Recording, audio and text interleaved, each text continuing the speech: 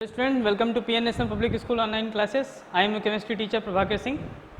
चलिए फिर से इलेक्ट्रोकेमिस्ट्री का अगला टॉपिक हम पढ़ते हैं जो कि बहुत इंपॉर्टेंट है, ठीक है ना। नर्स्ट इक्वेशन, ये आज इस पर कुछ क्वेश्चंस करेंगे, इसका डेरिवेशन देखेंगे।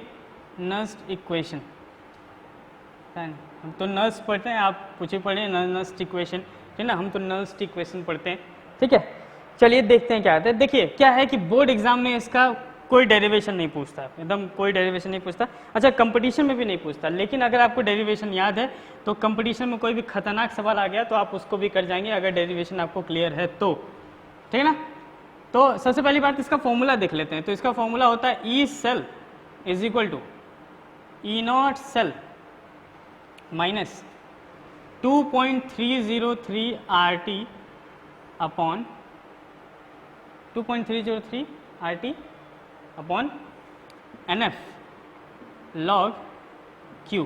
ये फॉर्मूला होता है इनका, ठीक है ना। log Q ये फॉर्मूला होता है किसका, नर्स्ट इक्वेशन का, ठीक है। E cell is equal to E naught cell, E cell मतलब EMF बाई EMF, ठीक है ना, EMF ऑफ द सेल। और ये क्या है, EMF of the cell under standard condition, ठीक है ना। स्टैंडर्ड कंडीशन में 2.303 R क्या है यहाँ पे, R देखें गैस कांस्टेंट, ठीक है ना। T क्या है, टेम्परेचर, ठीक है ना। N क्या है, नंबर ऑफ इलेक्ट्रॉन जो होगा, और F क्या है, फैराडेज कांस्टेंट, ठीक है ना। Q क्या है, रिएक्शन कोसेंट, ठीक है ना। क्या क्या है, रिएक्शन कोसेंट, ठीक है।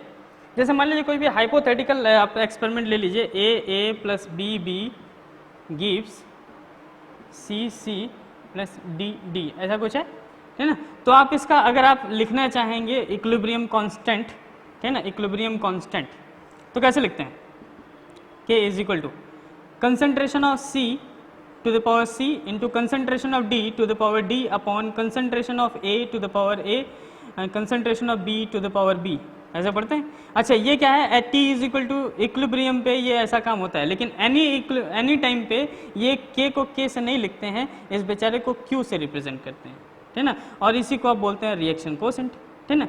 ये रिएक्शन कोसेंट होता है, यानी कि एक टाइप का कांस्टेंट है ना, इक्विलिब्रियम कांस्टेंट ही समझ लीजिए।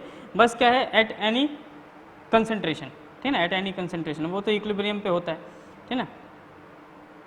किसी टाइम पे जो भी आप निकालते हैं ऐसा रेशियो, ये रेशियो जब किसी और समय पे निकालते हैं, इक्विलिब्रियम के अलावा किसी और समय पे निकालते हैं तो उसको रिएक्शन कोसेंट बोलते हैं, और वही अगर इक्विलिब्रियम पे निकालते हैं तो उसको इक्विलिब्रियम कांस्टेंट K से रिप्रेजेंट करते हैं, ठीक है ना। तो वो यहाँ Q हो जाता है, ठीक है ना। बाकी सब तो क्लियर ही है, आपको ये फॉर्मूला है, ठीक है ना। इस पर क्वेश्चंस हो जाएंगे, बस काम खत्म हो जाएगा, ठीक है ना। लेकिन मैं आपको डेरिवेशन भी बताऊँगा, क्योंकि आप डेरिवेशन अगर जान जाएंगे तो ये सब फॉर्मूला रटने की जरूरत नहीं पड़ेगी। भूल भी गए तो सर बताए थे, याद आ जाएगा तुरंत, ठीक है ना।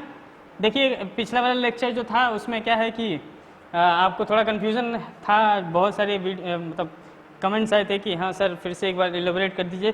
तो मैंने कोशिश किया है, मैंने असाइनमेंट जितने क्वेश्चन दिया होता है सबका सब सॉल्व करके एक वीडियो आपको भेज रहा हूँ मैं, ठीक है ना। वो वीडियो आपको मिल जाएगा, ठीक है।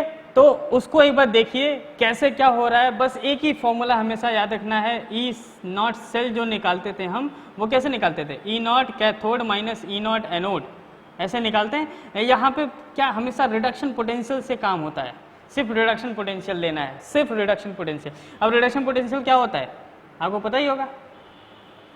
रिडक्शन पोटेंशियल क्या होता है, डिक्रीज इन ऑक्सीडेशन स्टेट। जैसे मान लीजिए Fe3 पॉजिटिव है, एक इलेक्ट्रॉन ले लिया तो Fe2 पॉजिटिव बना लिया, तो देखिए क्या है, +3 से +2 डिक्रीज हो गया, नहीं रिडक्शन हो रहा है। इसका जो भी E दिया होगा तो उसका रिडक्शन पोटेंशियल दिया होगा, है ना। अगर ऑक्सीडेशन पोटेंशियल दिया होगा तो उसका नेगेटिव ले लेते हैं, ऑक्सीडेशन पोटेंशियल दिया तो माइनस ऑफ रिडक्शन पोटेंशियल, या SOP दिया है तो माइनस ऑफ SRP हो जाएगा, स्टैंडर्ड रिडक्शन पोटेंशियल, ठीक है। तो ये सब था, ठीक है ना। तो चलिए हम नर्स्ट इक्वेशन डिराइव करते हैं, ठीक है। थर्मोकेमिस्ट्री में आपने पढ़ रखा है, क्लास 11th में थर्मोकेमिस्ट्री नाम का चैप्टर था, थर्मोडायनेमिक्स में ही, ठीक है ना, थर्मोकेमिस्ट्री। उसमें आपने पढ़ा था delta G is equal to delta G0 plus 2.303 RT log Q। ये पढ़ा था कि नहीं, ठीक है, ये पढ़ा था, वाह वेरी गुड, याद तो आ गया आपको, ठीक है ना। ये क्या है, गिब्स फ्री एनर्जी, और ये Gibbs free energy at standard condition, 2.303 R gas constant, T temperature, log Q मतलब Q क्या है, reaction quotient.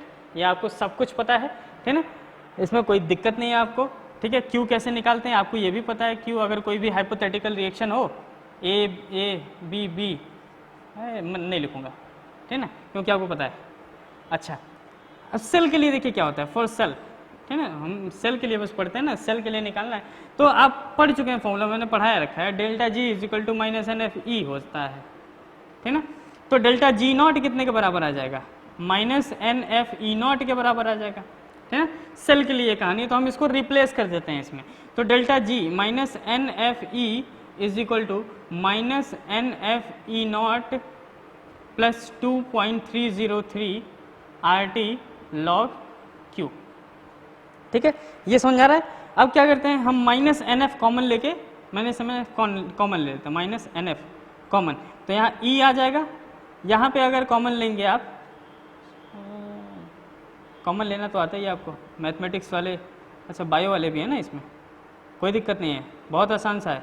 Minus N F common ले लीजिए, माइनस एन एफ कॉमन लेंगे तो यहाँ बचेगा ई नॉट, और यहाँ देखिए माइनस कॉमन ले रखे हैं तो ये माइनस हो जाएगा, प्लस था, साइन चेंज हो जाएगा माइनस, और ये कितना हो जाएगा 2.303 आर टी। अच्छा देखिए एन एफ यहाँ तो था तो निकाल लिए, अब यहाँ पे नहीं है तो इसलिए यहाँ पे डिवाइड कर देते हैं, है ना।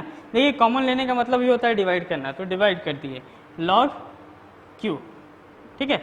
कॉमन लेंगे, अगर मान लीजिए यहाँ से एन एफ कॉमन ले रहे हैं तो मतलब एन एफ को डिवाइड कर रहे हैं, डिवाइड कर रहे हैं, ठीक है। अब देखिए ये दोनों बाय बाय बोल देंगे आपको, माइनस माइनस भी चला जाएगा आप, तो यहाँ बचेगा क्या, ई सेल, यानी E cell is equal to E naught cell minus 2.303 R T by N F log Q. इसी को आप बोलते हैं नर्स्ट इक्वेशन, ठीक है ना। ये होता है डेरिवेशन। इसमें क्या है कि डायरेक्ट आपको मतलब कुछ ना कुछ दिया रहेगा, या जी के टर्म में दिया रहेगा तो जी के टर्म में आप पहले निकाल लीजिए ई की वैल्यू, तब जाके रख दीजिए, ठीक है ना। तो आपको डेरिवेशन यही है, मतलब इसी में बस घुमा फिरा के जितना क्वेश्चन पूछ सकता है, ठीक है ना। ऐसा कोई खतरनाक क्वेश्चन नहीं आएगा, ठीक है, जिसमें आपको दिक्कत होगा, ठीक है। बहुत आसान है, क्वेश्चन लगाइए एनसीईआरटी का, ठीक है ना, मैं दूंगा भी असाइनमेंट में, घबराइए मत। E naught cell minus 2.303 R T, अब एनसीईआरटी का ही क्वेश्चन नहीं उठा के दूंगा, ठीक है ना। आप समझ रहे एनसीईआरटी पढ़ लेंगे, सर का पूरा असाइनमेंट खत्म कर देंगे, ऐसा नहीं होगा, ठीक है। अच्छा, अब देखिए क्या होता है कि ये हमारा नस्ट इक्वेशन तैयार है, NERNST इक्वेशन, नस्ट इक्वेशन तैयार है हमारा, है ना। नस्ट इक्वेशन तैयार है। अब देखेंगे, अगर मान लीजिए टेम्परेचर को 298 केल्विन रख ले रहे हैं, टेम्परेचर को कितना रख ले रहे हैं, 298 केल्विन, है ना। आर को हम रख ले रहे हैं 8.31, हाँ, एन की वैल्यू पता नहीं, एफ की वैल्यू 96500 होती है, फैराडेज कांस्टेंट, ठीक है ना। और ये सब हो गया, तो यहाँ पे जो ई सेल है वो रिप्लेस हो जाएगा। अगर ये वैल्यू इतना स्टैंडर्ड आपको दिया हुआ है तो E cell is equal to, जैसे नॉर्मली आप 25 डिग्री सेंटीग्रेड रूम टेम्परेचर पे काम हो रहा है, तो आप इसको इतना छोटा कर सकते हैं, E cell is equal to E naught cell minus, इन सारे की वैल्यू रख दीजिए, 2.303 है, आर की वैल्यू 8.31, इसका 298, temperature should be in kelvin, हमेशा केल्विन में रखिए टेम्परेचर, एफ की वैल्यू रख देंगे 96500, इसको सॉल्व करेंगे तो 0.0591 आता है अपॉन एन लॉग क्यू, ठीक है ना।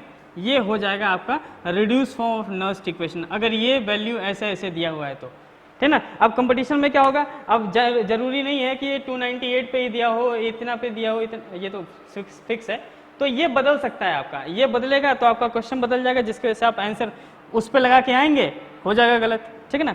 मतलब ऑप्शन तो ऐसे देता है कि उस पर भी आंसर दे देगा एक ऑप्शन, इस पर भी एक ऑप्शन दे देगा, अब क्या करेंगे, उस पर लगा के चले आएंगे, हो गया गलत, है ना। तो ये सब बातें ध्यान में रखनी है आपको कि टेम्परेचर 298 रहेगा तभी ये करना है, अन्यथा हमको ये करना है, ओके।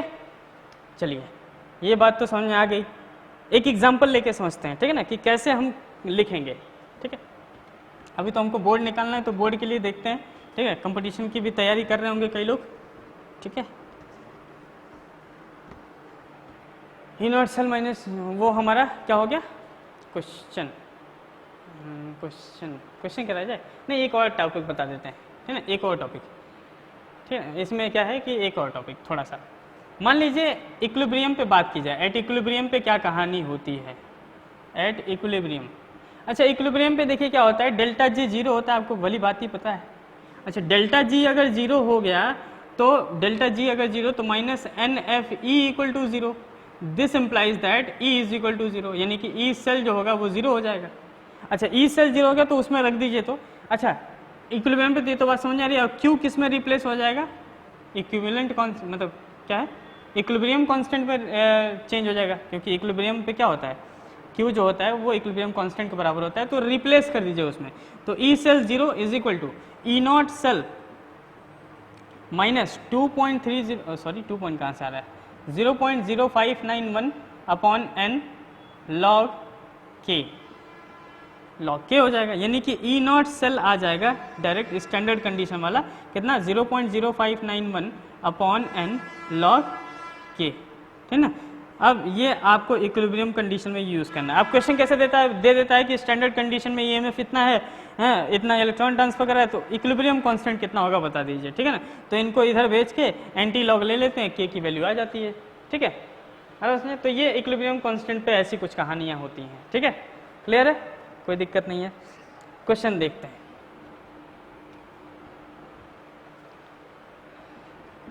क्वेश्चन देखा जाए, question question question question question question, ठीक है।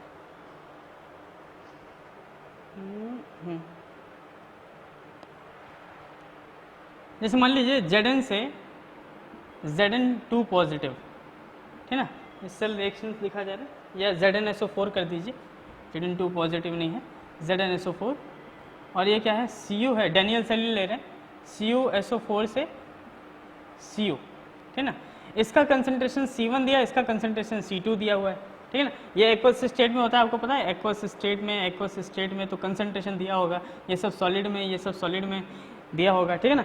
तो आपको क्या निकालना है, पहली बात हम रिएक्शन लिख लेते हैं, एनोड पे क्या हो रहा है। एनोड पे ये इधर वाला एनोड होता है, आपको पता है, इधर वाले सारे क्या होते हैं, एनोड होते हैं, इधर वाले क्या होते हैं, कैथोड होते हैं, ठीक है।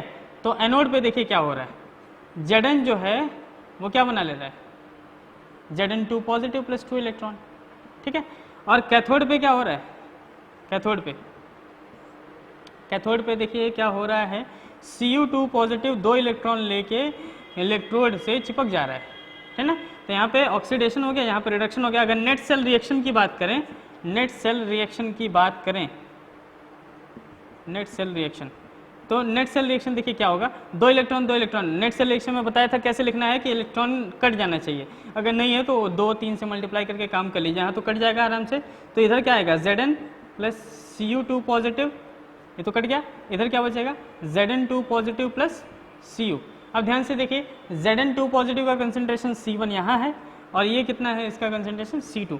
अगर E नॉट सेल लिखने चले आप, E सेल EMF अगर निकालना चाहें तो मान लीजिए इसका E नॉट कुछ दिया हुआ है ना, E नॉट तो दिया ही रहेगा, E नॉट सेल का, डैनियल सेल का। तो अगर इसका आप नर्स्ट इक्वेशन लिखना चाहें तो E cell is equal to लिखेंगे E naught cell minus 0.0591 upon, अच्छा ये पहले से मेंशन करेगा कि एट 25 डिग्री सेंटीग्रेड सब कहानियाँ हो रही हैं, ठीक है ना। 0.0591 upon n, number of electron कितने एक्सचेंज हो रहे हैं देखिए ध्यान से 2, और log Q क्या होता है, concentration of this upon concentration of this, मतलब concentration of product upon concentration of reactant, Q की वैल्यू होती है। तो यहाँ पे Q की वैल्यू जो आएगी वो क्या है, concentration of Zn2 positive upon concentration of Ag2 positive आएगी, ऐसे आएगी ना, है ना। ये प्रोडक्ट है, ये कंसंट्रेशन Ag कहाँ से है, Cu है ना, Cu, ठीक है। ये सॉलिड होते हैं, इनका कंसंट्रेशन तो होगा नहीं, ठीक है। तो ये क्या होगा log Q, concentration of Zn2 positive upon concentration of Ag, bar Ag क्यों याद आ रहा है, OG, ठीक है ना। E cell E naught cell minus 0.0591 upon 2 log Zn2 positive का कंसंट्रेशन अपॉन इसका कंसंट्रेशन। और भी थोड़ा अच्छे से लिख सकते हैं, E cell is equal to E naught cell minus 0.0591 upon 2 log, ये कितना है C1, log C1 upon C2, ऐसे लिख सकते हैं। तो फॉर्मूला हो गया, एक डेरिवेशन हो गया, ठीक है ना। तो ये आप कर सकते हैं, ठीक है। E नॉट सेल कैसे निकलेगा आपको भली बात ही पता है, E नॉट सेल मतलब E cathode minus E not cathode minus E not anode, और वहाँ क्या लेना है, रिडक्शन पोटेंशियल, दोनों में दोनों रिडक्शन पोटेंशियल ले लीजिएगा, ठीक है, देगा ना इसका सबका। इसका भी देगा इलेक्ट्रोड पोटेंशियल, इसका भी देगा इलेक्ट्रोड पोटेंशियल, निकाल लीजिए। या डायरेक्ट ई नॉट सेल भी क्वेश्चन में दिया रह सकता है तो डायरेक्ट रख देंगे, ठीक है ना। क्लियर हो गया, इक्विलिब्रियम समझ आ गया, नर्स्ट इक्वेशन का डेरिवेशन समझ आ गया, कैसे क्वेश्चन आते हैं वो भी समझ आ गया। अब एक न्यूमेरिकल वैल्यू लेके हम क्वेश्चन करते हैं, ये तो जनरल फॉर्म हो गया उसका, ठीक है ना। अभी जो समझाया वो जनरल फॉर्म है, कुछ भी कंसंट्रेशन दिया रहेगा वो ऐसे रख के कर सकते हैं, ठीक है। अब उसमें तो अब एक वो भी कर लेते हैं, क्वेश्चन कर लेते हैं, ठीक है ना। क्वेश्चन क्वेश्चन क्वेश्चन क्वेश्चन जैसे मान लीजिए mg सॉलिड दिया हुआ है और कितना दिया हुआ है 2Ag पॉजिटिव, इसका कंसंट्रेशन 0.001 मोल दिया हुआ है, ठीक ना, 1 मोलर। और ये हो गया आपका Ag,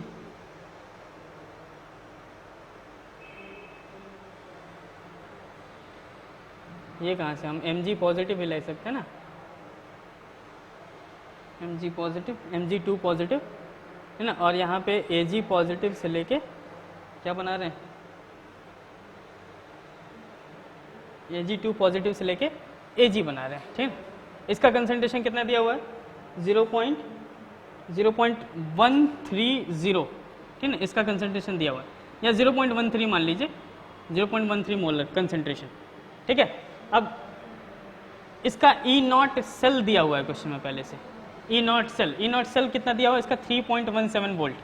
you have to find E cell by using Nernst equation, है ना। ये किसी भी कंसंट्रेशन, मैं कल बताया था, आप जब भी हम क्वेश्चन लगाए थे तो ई नॉट सेल स्टैंडर्ड कंडीशन पे पिछले लेक्चर में लगा रहे थे, जहां ई सेल किसी भी कंसंट्रेशन पे निकालते हैं बाय यूजिंग नर्स्ट इक्वेशन। यही नर्स्ट इक्वेशन की खासियत है कि आप किसी भी कंसंट्रेशन पे आप ई सेल निकाल सकते हैं, ठीक है ना।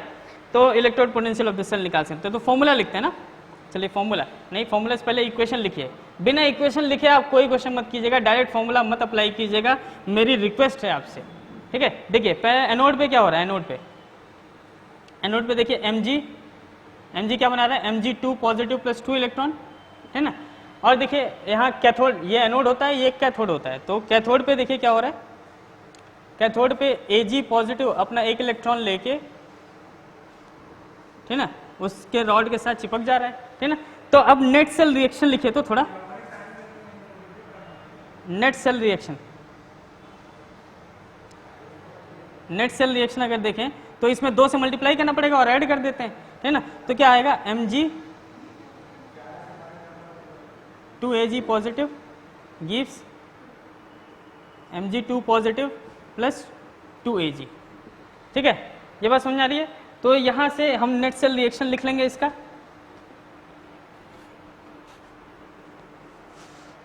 ठीक है, ये क्लियर हो गया। अब ध्यान से देखिए कंसंट्रेशन इसका दिया हुआ है, कितना दिया हुआ है इसका mg का 0.01, यानी कितना हो जाएगा 1 × 10⁻³ हाँ 10⁻³ मोलर, है ना। और ये कितना कंसंट्रेशन दिया हुआ है 0.13 मोलर, है ना। आप इसका ई सेल निकाल लीजिए, E cell is equal to क्या होता है, E naught cell minus 0.0591/n log Q की जगह यहाँ mg का कंसंट्रेशन रखेंगे, ना, और नीचे किसका कंसंट्रेशन रखेंगे Ag का। लेकिन ध्यान से देखिए यहाँ पे 2 है तो वो 2 पावर में चढ़ता है, क्योंकि मैंने आपको बताया था कि A होता है तो A होता है तो जो कंसंट्रेशन है उसका पावर, उसका कोफिशिएंट चढ़ जाता है, तो ये होगा। तो ई नॉट सेल आप निकाल सकते हैं 3.17 माइनस 0.0591/2, इलेक्ट्रॉन कितना ट्रांसफर हो रहे हैं 2 अपॉन लॉग ये 10⁻³ हो गया। और Ag का कंसंट्रेशन कितना है भाई 0.13, यानी 0.13 का होल स्क्वायर। इसको सॉल्व कीजिए and you will get your result, ठीक है।